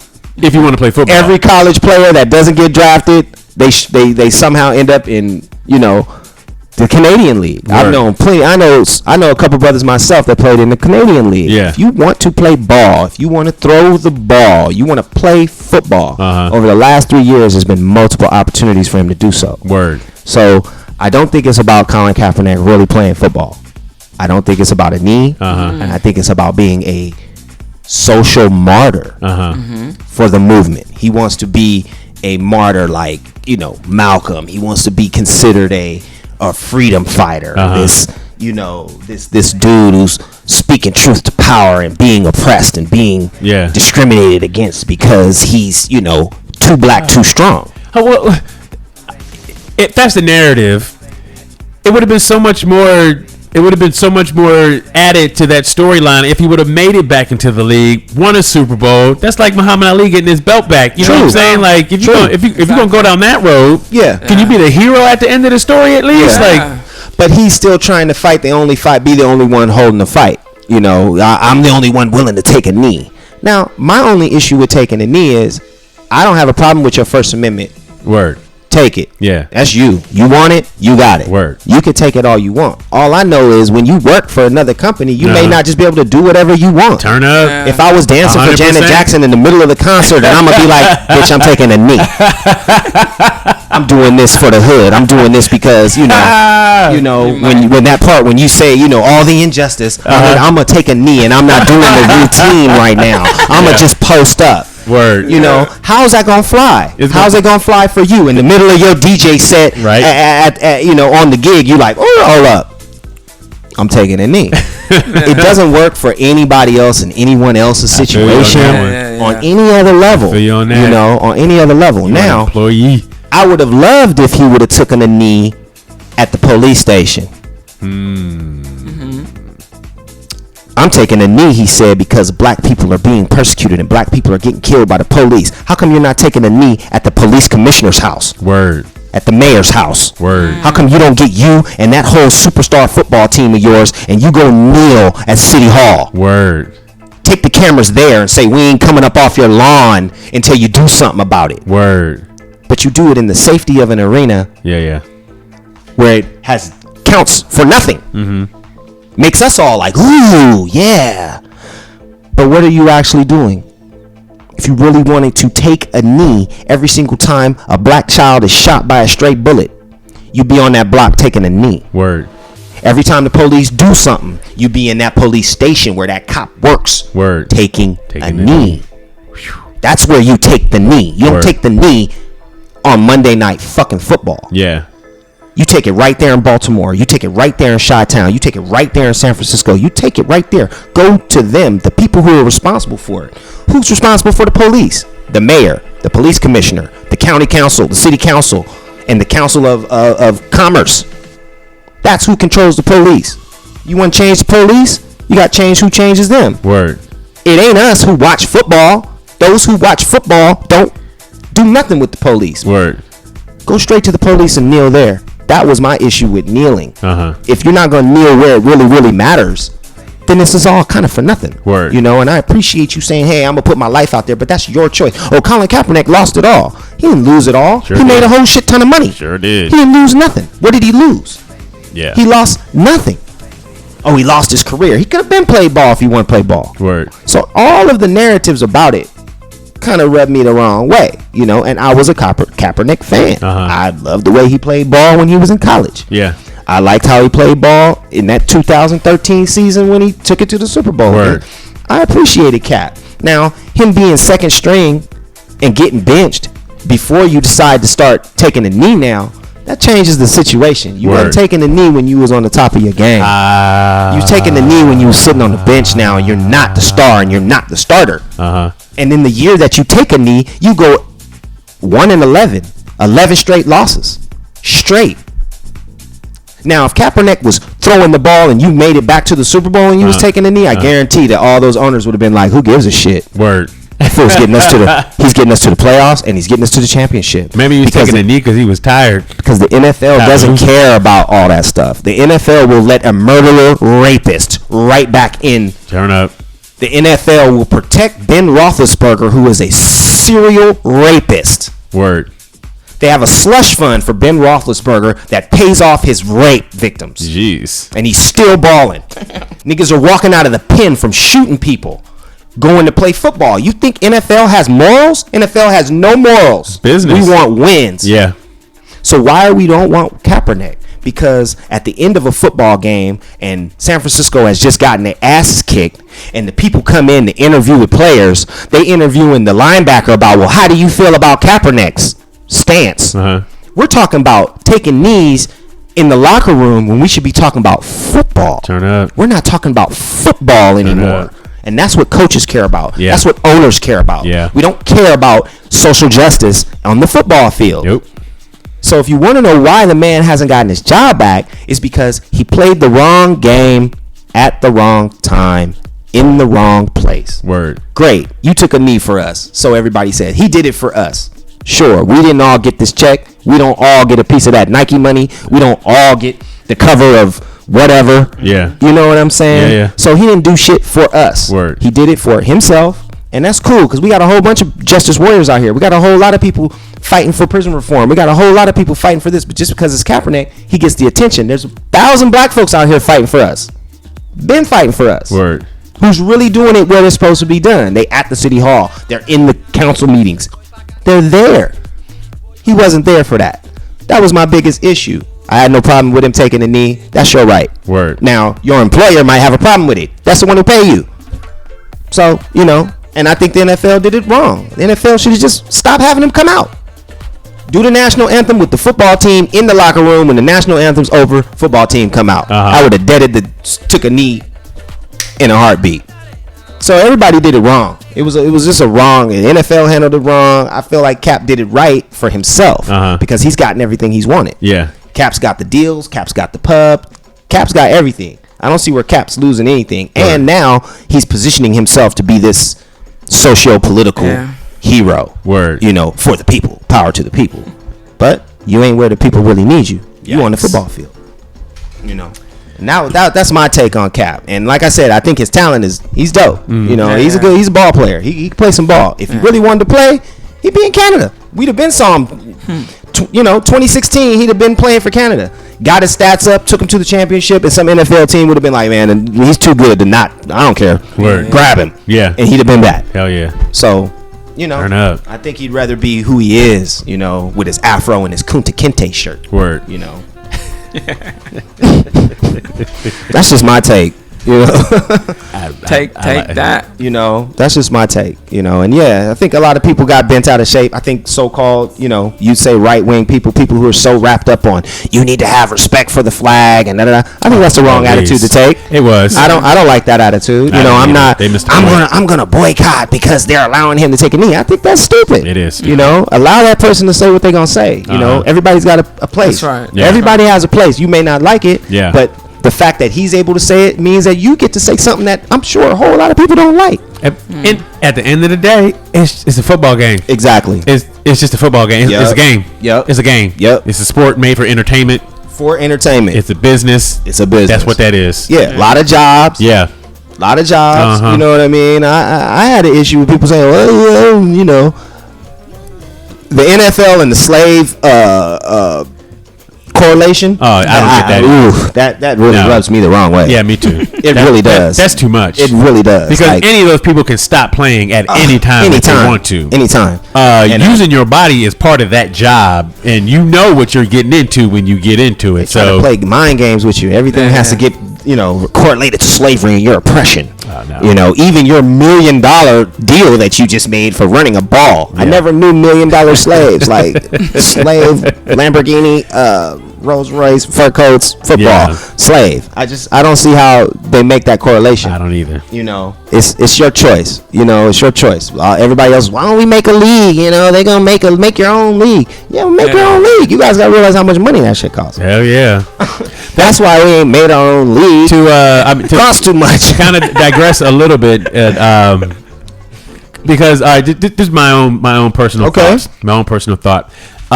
When it comes to like segregation and integration, I think segregation kind of in the long run hurt us more than it helped us, because I think if we would have stayed just integrated, eventually we would have got to a standard that I'm not gonna say it's like better than I don't want to say white folks, but better than white folks, but it could have been equal to, or we would have just been doing our own thing. Yeah. Let's just say something like the Negro Leagues. The Negro Leagues was dope. That's right. The Negro Leagues was blossoming. That's right. That was all black owned, everything. That's right. Mm-hmm. And then when it integrated, it fell apart. Disappeared. It closed down. Disappeared. So did our businesses. So did our hospitals and schools, banks and all that. Everything. Like we were on our way. Yeah. We were the only people that integrated.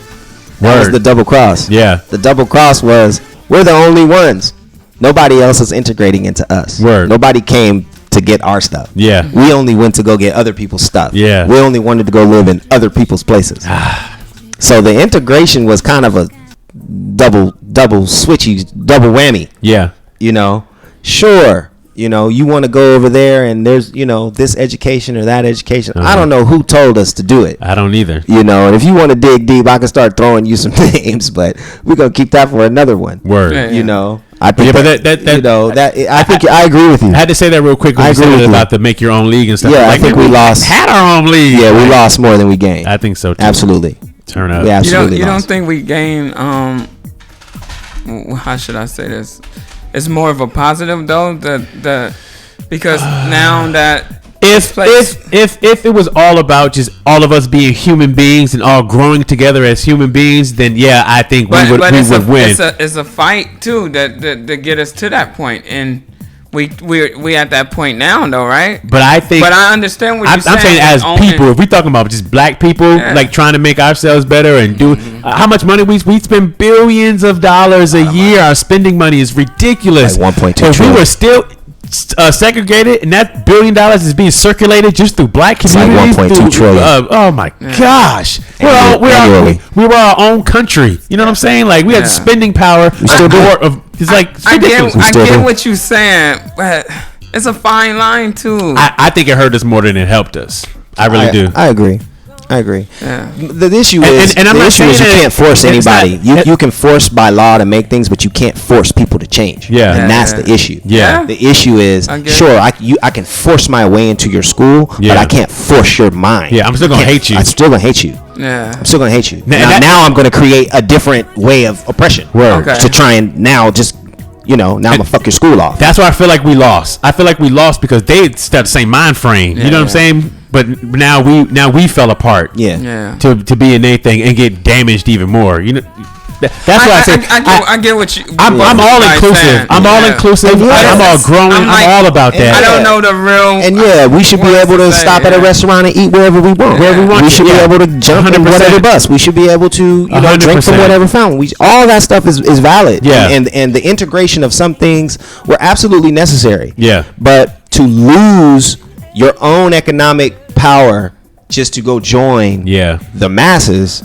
that was and we can only see it in retrospect. Right. So me and you are able to now speak about this because our great grandparents 100% were not able to see the ill effects of what happened after the last 50 years. Yeah. You see what I'm saying? We're privileged enough to be able to be here to say, hey, that didn't work out quite as good as we thought it might. Yeah, they never accepted us. So basically what you guys saying, I mean, tell me if I'm wrong, like the ABA, right? Was that the ABA? Like the NBA, the ABA, was that black owned also? Or was that just another? I don't really know. Okay. I don't really know. What's the you talking about like the Negro League? Yeah, that was black owned. You thinking that would have been if we would have stayed amongst our own, that would have been bigger than big as fuck. Hell yeah. Yeah, I think so. I think so. Now you would have had like Jay-Z's and Puff Daddies and people like that kind of owning teams, and I think it would be dope. Here's my thing. Yeah. We could take note from the Chinese community. There's a little Tokyo, there's a little Hong Kong, there's a little China. Of course. Chinatown. Yes. Yeah. Every city. Chinatown in every single city. Chinatown did not integrate. Word. Yeah, they had a language up there. They do them, and if the consumer wants that, you got to go to Chinatown. So let's say Harlem. Word. Apollo. Word. That was all black Cotton Club. Word. Yeah. All of our stuff was popping. If white folks want to come get this music, you got to come get it from us. We're not gonna do American Bandstand. We're not gonna do that or this. We're doing it right here. And if you want to come get some of this black music, we're not gonna go do it in your spot where my people can't. Now it's gonna be here. So you got to come to us. Word. You know, we had educators. We were smarter then than we are now. Right? We were super smart back then than we are now because education meant something. Post Reconstruction. Reconstruction hit come 1870.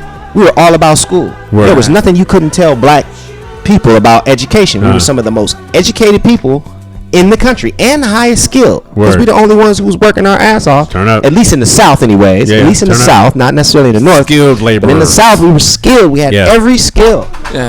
We lost all of that.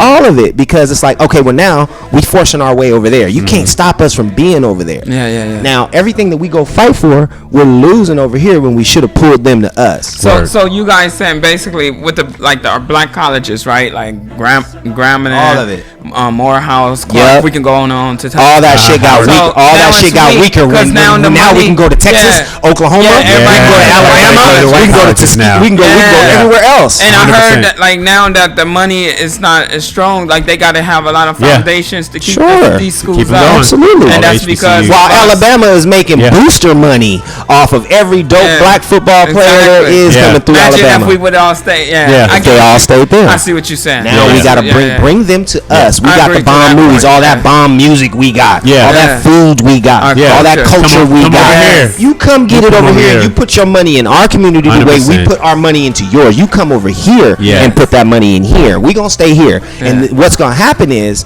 instead of forcing y'all to open up y'all are gonna tear down your own wall to come join us. They're gonna be like, hey, let's get rid of this segregation shit because I want to go to the Apollo. I want to eat that food. I want to go watch that concert 100%. In their neighborhood. So let's break this shit down so we can enjoy that culture. We should have made that happen. And we sat on our rock. We don't want to get in your school. We don't need to do that. You know what I'm saying? Straight up. You know? But in a sense, though, I guess to defend the people that made that happen, I do kind of understand when you've been treated so bad by somebody, and then finally you feel like, oh man, you guys are accepting us now. So I can see that. I can see that. Well, like I said, there's some basic things that if somebody get hurt, you should be able to go to any hospital and go to the emergency room. 100%. You shouldn't be able to say, hey, you black, you can't come in here. 100%. Yeah, so that's what I was thinking. There's something, of course. Like I said, you pull over and there ain't no bathroom for 30 miles. You should be able to use a bathroom. You gotta wait. Those are the simple things. Those were the simple sales as to what we thought we were going to be getting, but we didn't sell the downside of let's pay attention to not lose everything we have had. That's right. Let's not, So I appreciate you bringing that comment up because it's a double-edged sword. There's certain things we had to break that wall down. That was incredible because I never thought to even think on that side of the town. You know what I mean? I was always like, it's just this way and that was it. But I do understand where both of you guys coming from. I'm not just going to close off and say, hey, I can agree to a certain extent. Right. So and I'm full for it, man. Like I said, I'm full for you shouldn't be able to discriminate against. No one should be discriminated. No one. You know what I mean? For whatever. You know what I mean? You need to eat. You need a bathroom. You need place to sleep. Hotel. You can't stay here. This, that, and the other. All that stuff. So slippery slope. Before we get out, I want to get into the Byron. Yes. I want to get into him. Did you listen? I didn't have a chance to. But wait, when is his case? Has it come up and gone already? Did he? No, not yet. Not yet. Yeah. Before we get into that though, because we're talking about inclusiveness. And this could be a slippery slope for a lot of people, but I want to talk about people who transition from one gender to another gender. Okay. Okay. And because I listen to the Joe Rogan podcast often, and his stance, especially when it comes to sports, he doesn't think it's fair for someone that grew up a man to recognize themselves as a woman and compete against women in their athletics.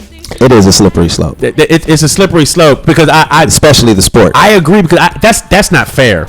Because men and women are not equal. We're not equally built. We're just not. So if there's somebody who grows up a man and they could be the same weight class as these women and they box, he gonna beat the shit out of them and hit them with all kinds of power that they're not gonna be able to return. You know what I'm saying? So when it comes to stuff like that, I'm not saying a dude can't recognize himself as a woman, right? But what my question becomes, and when we finally get that guest online, we can ask all these things. What is a woman? What is a man? How do you recognize yourself as something? Right. You know what I'm saying? Because if you believe in a creator and you were created this way, if you were created this way, you know what I'm saying? But I feel like what they feel like. Okay. How do you know? But some people, like my friend, she consider herself as the word other. I don't know if you guys heard that before. Like different pronouns. Yeah. So they. They. I'm sorry. Maybe I said that wrong. No. You said it right. And there's a lot of them. Yeah. So she's not saying that she's a man word. or she's. See, they call that non-binary, I respect that 100% more than saying that you are this particular thing because I mean a lot of that shit's going out the window. Yeah. Because that was just a construct made a long time ago. Like you are a man because whatever the fuck definition reasons for making you a man, that makes you a man. And you're a woman because whatever we made up these rules that makes you a woman. So to a sense to say that I am not a specific thing, right? I like that. Got you. I don't want to go off what we talking about. It's kind of the same thing like me and my niece was talking about yesterday, right? Last night she mentioned D Wade. Is that right now? He has a son, right? And he's he wears like girl stuff and fingernails and stuff, and she was saying like, I think that's so inappropriate. And I was like, why would you say that? She said, well, uncle, what would you do if your son would want to be? I said I would allow him to be himself because for me to put my personal views on it for him, that's not letting him create his own lane and who he is. I don't know if I'm breaking that down right. But at the same token, she was like, well, I'm just saying it from me having a daughter. If I have a 13-year-old daughter, I don't want my daughter wearing long nails because she's only 13, right? Or makeup. And that's what she meant from it. Even my own 13-year-old girl is not on that level. Yeah, so she's saying like she's not wearing these clothes, not doing this. Yeah, so I kind of agree with I agree with what your niece is saying. Like you're not allowed, not because I'm correcting your gender. You're not allowed to. In this household, we don't do that yet. He's not old enough. So you can be a 16-year-old boy with your makeup, but not today. Like, I see what she's saying. Okay. 100%. Yeah, the transgender thing is interesting. Yeah. It's interesting because some people feel like it's been around, forever. It's always been this way. I hear the Native Americans recognize more than one gender, some this, that, and the other. It's whatever floats your boat. It's cool. You have a right. All that other stuff. Yeah. Now, if you want to just get into science, and biology, then there's only evidence of two genders. Two sexes. Male and female. Yeah. Now you can have anomalies. You can have hermaphrodites, but these are such a small percentage. It's like a birth defect almost. Okay, so and everybody has every species has some type of abnormality in it, even the human. So it's really it's a psychological, in my opinion. Yeah. You think so? In my opinion, I don't personally feel it, but I've been around long enough to go through the concept of cross-dresser. Remember? It was just a man who dressed like a woman. I'm just a cross-dresser. Then you had transvestite.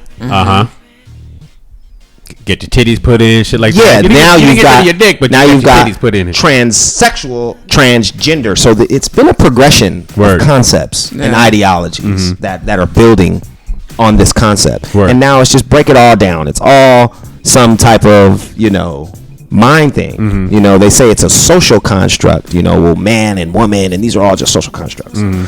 But whenever you have any kind of, let's just say this, if there were so many genders, how come there's only one type, there's only two types of surgeries? Word. There's only male to female or female to male. How come there isn't male to gender non-binary, blah, blah, blah? How come there isn't male to a different gender other than female? There's only two things you could do. You cut it off, grow a new one, or you could... like Dave Chappelle, he's like, wow! You see what I'm saying? Dang. You know what I mean? Yeah. Even though that you guys are, even though that so many people are saying, well, there's all types of genders. There's this and there's that. And if you're going through therapy and you go through transgender therapy, transition therapy, there's only two ways to transition: from male to woman and woman to man. Yeah. Because that's only a male or a female. Okay, well then. There it is, and that's what we're saying. Wait, that's the concept. I'm not understanding. When you say, "Hey, I'm non-conforming, non-binary, or I'm a Z, I'm not a he or a her or a she or a she or this or that and the other."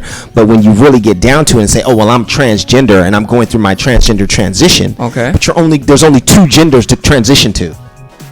There's only male or female. Well, kind of, though. You can either add more testosterone or add more estrogen. You kind of don't have to either put a title on those either. It's just testosterone and estrogen. If you're doing a physical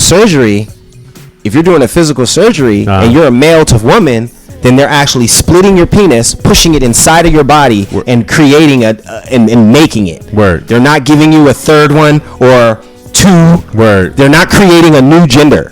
Got you. They're turning you from one to the next. Be like, man, I need another dick. That's it. And when you're a female, they're sewing you up and then creating a penis phallus type thing. Got you.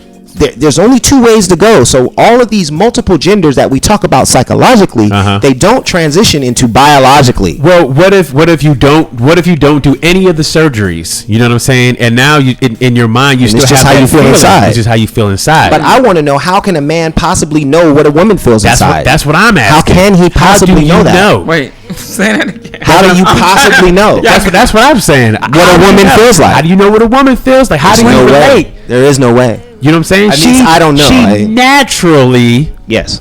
You know what I'm saying? Yes. Feels the way that she feels. You don't know what. You think you can recognize it. Just like a white dude can There's go up in a black neighborhood and think he's black. You know what I'm saying? And you can relate. And that's easier. But you can relate, but you not black. That's easier because when a 12-year-old girl has her first menstrual cycle, there's a feeling that's undeniable that no man will ever be able to say, I recognize that feeling. I know what a woman feels like. I bleed once a month. What about menopause? Never. Menopause, all that. No man will ever feel it. Yeah. Now I got the. They're doing uterus trans. The fuck is that? They're taking women's uteruses and putting it in and implanting it in men. I didn't hear. Never it's heard coming. That one. It's coming. I've already seen the stuff. This is their next level. Are women getting? Are they just trading? I want to know where you're gonna get a that's what I'm saying. You're gonna from. All these people getting kidnapped and shit. That's probably where they're getting it from. That's another episode too. There you go. Where are you gonna get healthy young uteruses from to implant into transgender men from the 60,000 missing black girls from Atlanta and shit? Like, where are you gonna get it? Yeah, I say at the bottom of the line. The devil is at work. If they ain't hurt no one, hey man, I ain't tripping. I'm not tripping either, but I'm not tripping, but I got questions. I'm not tripping, but I got questions. You know what I'm saying? And I'm a Christian, so you know how they think. I don't think. But even as a Christian, God don't make mistakes. God don't. He just don't do that. The Creator, I don't even want to say he, but the Creator doesn't make mistakes. So if you were born of the likeness that He gave you, you just gonna wake up in the morning and be like, nah, I don't like what God did to me. First off, we have to recognize that a lot of people don't believe in God. I know. Period. But still, a lot of people are not dealing with the God factor because they don't believe in God. Word. So get God out of the equation because they're not counting on God and they're not using God as an example for any decision that they make at all. Got you. My situation is, I lost my train of thought. I'm gonna get back to it. I want to hear it. It was something I had to say. Because you be on point. It was something. I don't know how you remember everything last week. It was something. You remember that whole conversation. It was something I had to say. when it came to that. You'll get it. You'll get it. It'll come back. It'll come back. But yeah, I think. Oh, here it is, right here. Okay. Popped right back in. Yes, if you're not hurting anyone and you're not coming over here and you're in your own space. Word. Now let's talk about it. LGBT, transgender, gay, sex ed. Sex ed. 4 and 5 year olds, 6 year olds, 7 year olds. Wife is calling you. We got a wife call. Hold on. I'm right in the middle of something. We know the rules. See you when you get here. We almost done. See you when you get here. I don't even know if she heard me. I didn't hear anything. This is my issue. All right. Is sex ed has been out of the educational school system for a while. You used to get it in high schools where you got it.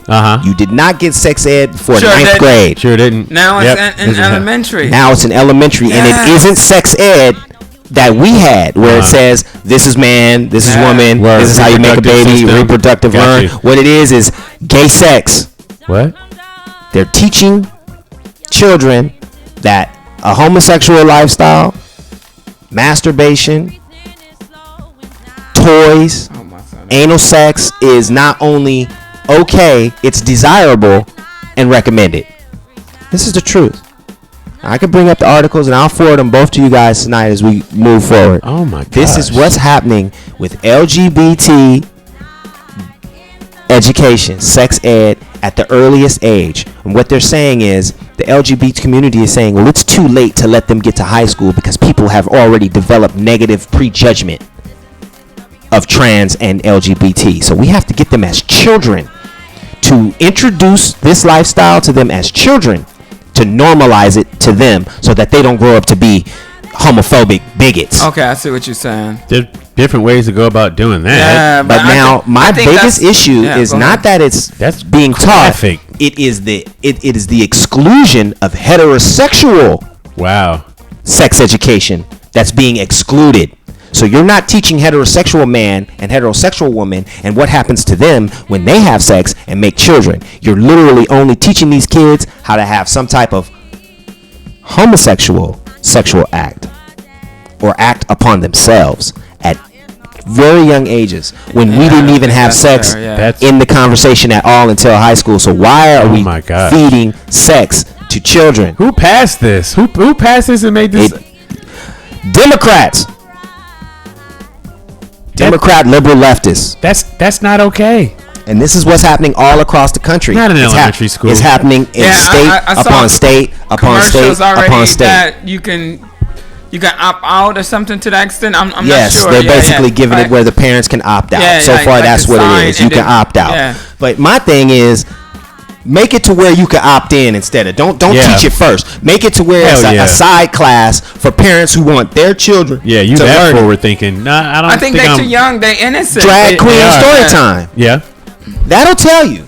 Now, I ain't got no problem with drag queens. I ain't got no problem with anybody want to dress up however they want to dress up. Say whatever they want to say. Yeah. But when you get grown men basically putting on stripper routines, teaching you, reading to your children about a whole different type of, a whole sexual lifestyle, but you don't give context. You don't have heterosexual story hour. Yeah. That's teaching you about the traditional man, woman, child. You're only focusing and you're only targeting on this. Basically, so you're trying to say the excuse is so we don't have these children become homophobic. I just read a study. It's between 3% and 10% of the total population is LGBT. So you're talking about we're doing a mass re-education of the population. For 3 to 10% of the population. Wow. There's a whole other way to teach acceptance and stuff like that. Most definitely. I'm still stuck on the graphic details of teaching these elementary kids. That's graphic. That's too much. That's graphic. Literally like sex toys. A full-on dildo showing examples of where it goes, how it goes. That's not fair. What two men should be like. This, that, and the other. But you're not showing. You're not showing what real, what man and woman is about. How they all got there. Every single transgender person, every single gay person, every single LGBT, every single gender that you can say that you are, you are thankful. You need to thank heterosexual people. True that. Yeah. So you cannot demonize the heterosexual couple when It's only where gay people come from. Gay people only come from one way. Yeah. 2 heterosexual people. Yeah. 2 gay people don't make nothing. 2 women don't make nothing. 2 men don't make nothing. A man and a woman makes everything. So you biology. You can't get away from the traditional union. Yeah. Of man and woman. And this ain't got nothing to do with God. Before somebody came up with the concept of God, there was a man and woman making babies. Word. Before the concept was written down to God. This is not about God. This is about biology. Mm-hmm. You don't got no other animal making other animals with the same sex. Word. I don't care. You don't got no dolphin, 2 dolphins rub their thing together and another baby pop out. It's only man and woman, male, female, male, female, male, female. Word. Period. Now you can say what you think you feel like. Yeah. But I'm questioning how you know what you feel like if you ain't that thing to feel. Word. There's no way. There's no way that she could feel like a dude and you ain't got no balls. Word. You can hold down there, but you don't know what that feel like for real. Word. Period. You can put you some titties in there, or you can take something to estrogen yourself up. But if you ain't having no menstrual cycle, you don't know what a woman. If you ain't passing eggs every month, you don't know what it is to be a woman. If you don't feel that cramp, you have no clue.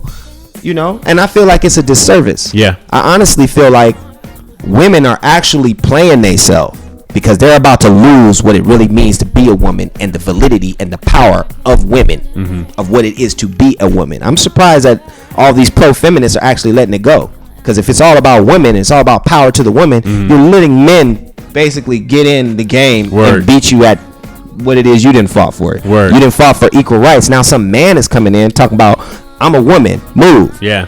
Pass me the ball. Breaking world records. All these female records, especially in sports. So all these female records are getting broken now. I feel like women are kind of low key allowing some of their own demise when it comes to this, and if you start having successful trans I don't think they can. They can't allow that though. 100%. It's been happening. They're breaking world records. It's happening. The men are just recognizing themselves as women, and they're playing women's sports all day, bro. It's happening all day. UFC fighting, weightlifting, broke her head, smooth up. I don't know if there's any basketball players yet. Broke her head, smove up. But UFC do.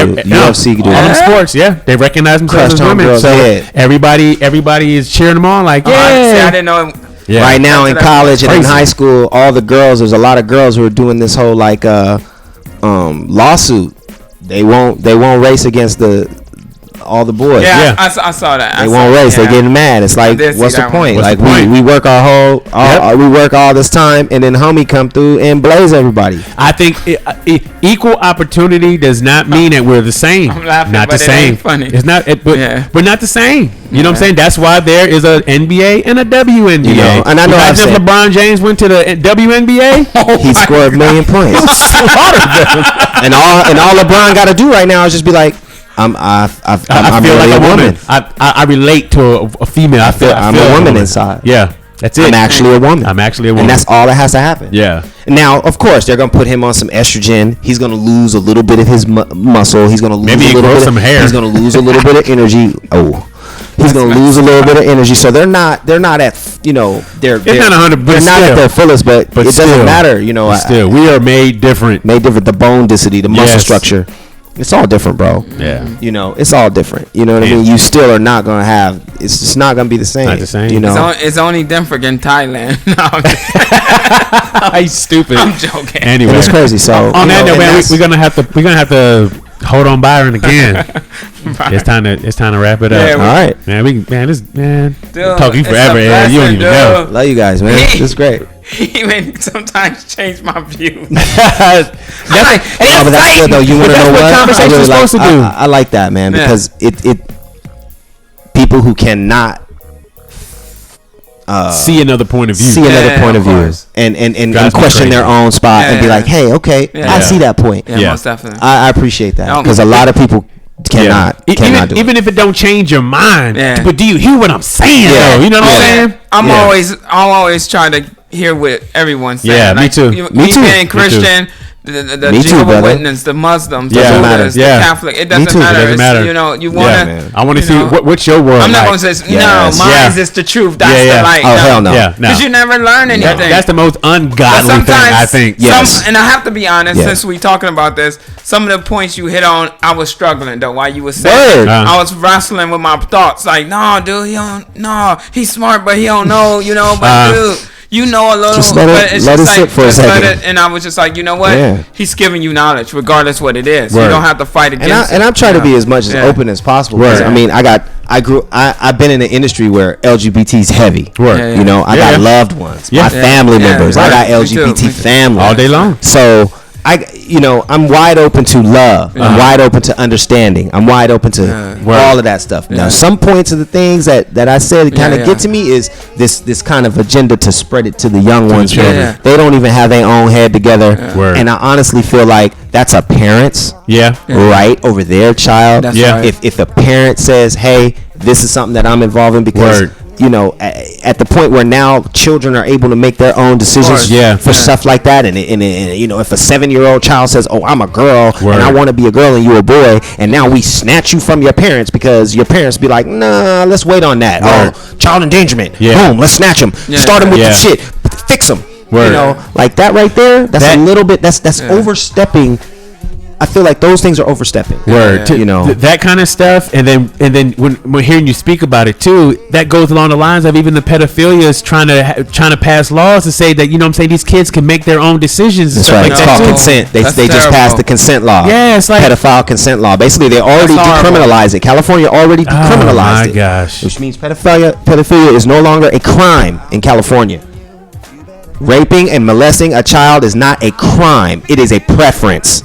Just like being gay or bi. That's terrible. Pedophilia means it's a preference. I prefer children, and we shouldn't criminalize that. How did that law get passed? California, bro.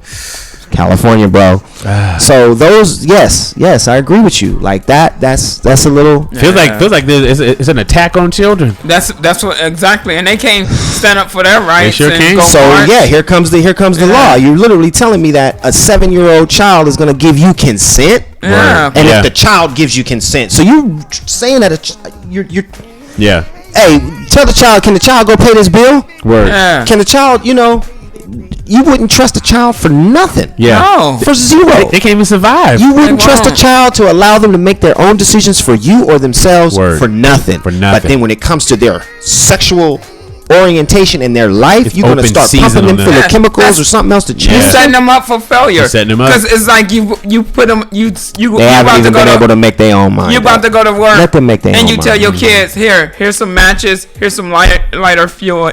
Do not touch it. Here's your favorite dessert. Don't eat it all. Just eat just enough. I'll be back in 4 hours. The house is burnt down and the dessert's gone. Right? You talking about tummy ache? They on fire. Like, come on, man. That pie just went flambe. That's ridiculous. Like, you wouldn't put that responsibility on the child or anything else. But here we are, trusting that and saying, okay, well, this is what we have to do. These kids are making up their mind. Allow these children to have all. One person said, my son really thought he was Spider-Man. Like he thought, like he was Spider-Man. But did I, indulge that and have him jump? Did I push him out the window? Yeah, of course. To see if he was going to, zap that line and save himself. Like children will say and feel all kind of shit. Hell yeah. You know what I mean? Yeah. Like all kind of stuff. Let this child hit puberty first. Yes. Let the balls drop. Let the voice get deep. Let the hair start growing. Let the chemicals in their brain. Let it start happening. You know what I mean? Before you start saying that this child is what it is. You know what I mean? But we are where we are. Until the next one, gentlemen. Again, thank you so much, man. Anytime. Thank you so much. Anytime. Thank you guys so much. Unique and Cheese Show. Got the Magic Globe. Be sure to follow us on Instagram, the Unique and Cheese Show. You all gotta touch it. On Instagram, gotta touch it. All of us gotta touch it. Yeah, that shit hot, burning my face. Send us any emails, any questions or concern. Is the Unique and Cheese Show @gmail.com. Still no social media. You catch me on Ed Moore on Facebook. Turn up. Yep. Get some of them Ed Moore posts in your life. Yeah. There's clowning on there all day. The Democratic Party be getting a foot in their ass all day. Yeah. Everybody needs to leave ASAP. Everybody leave. Everybody leave. You don't have to go to Republican. Be an independent. Be Green Party. Libertarian.